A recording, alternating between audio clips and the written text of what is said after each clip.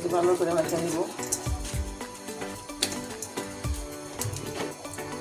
যে তেলটা হয়ে গেছে, এখন মাছটা দিয়ে দিব।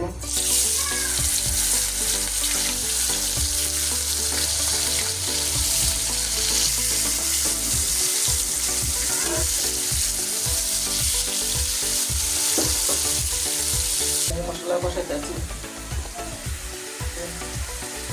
হলুদ গুঁড়া দিলাম, চামচ লবণ দিলাম,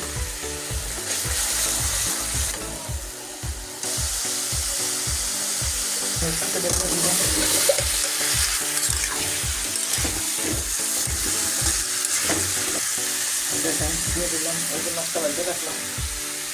এই যে রান্না শেষ। এই যে দেখেন ইলিশ মাছ দিয়ে পেঁপে দিয়ে আলু দিয়ে রান্না করছি। মাশাআল্লাহ খুব সুন্দর দেখা যাচ্ছে। দেখেন ভাত রান্না করছি, এই যে ডাল রান্না করছি। আল্লাহ হাফেজ, ভালো থাকেন। আজকে এই পর্যন্তই শেষ।